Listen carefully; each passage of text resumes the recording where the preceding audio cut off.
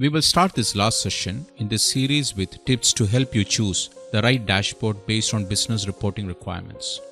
This upcoming chart will help you understand which type of dashboard is best fit to meet your business goals.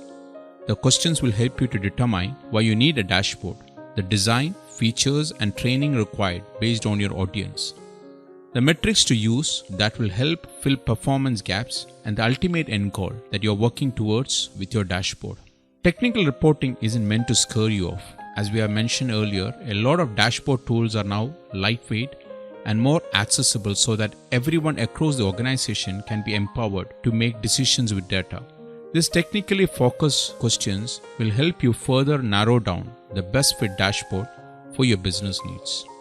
Here is 5 dashboard design tips to get you started. First, design your dashboard with your audience in your mind. An effective dashboard is one that communicates a clear message.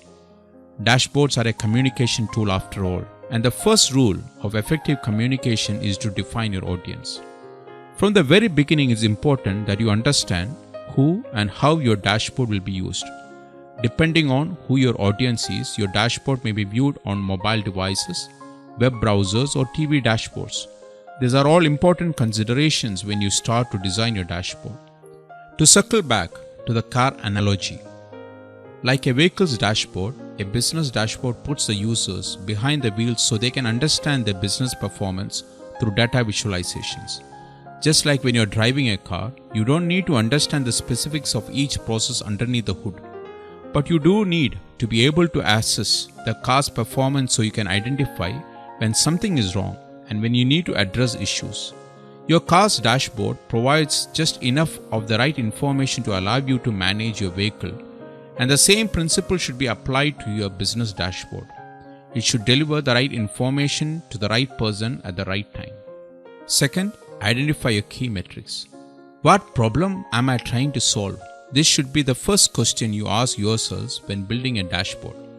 Your dashboard is dependent on the metric and KPIs you want to track.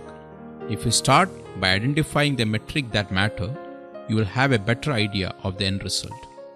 Thirdly, user context. Context is key. When you're building your dashboard, make sure you consider the context that the dashboard will be viewed. Step 1 was to identify your audience. So now you have to select the visuals that will be meaningful to them. For example, an executive may want a compact dashboard with clear, simple visualization, so it can be read at a glance.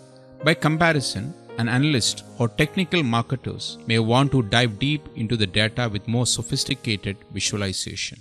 Fourthly, design for immediate action. The strength of a dashboard is only as powerful as its ability to convey the current status of key metrics. Dashboard should prompt a response from your audience, from celebrating wins to bringing an issue forward to the entire organization or prompting a departmental meeting. A design tip: to avoid confusion with prompts and indicators, always err on the side of fewer colors and symbols. And fifthly, test, evaluate, and tweak. As you and your team use your dashboard, there will be constructive feedback to improve its use and effectiveness. User-generated feedback enables you to make changes that will benefit your entire team or organization to make it more effective and continue to match the objectives of your audience. Don't be afraid to ask for feedback.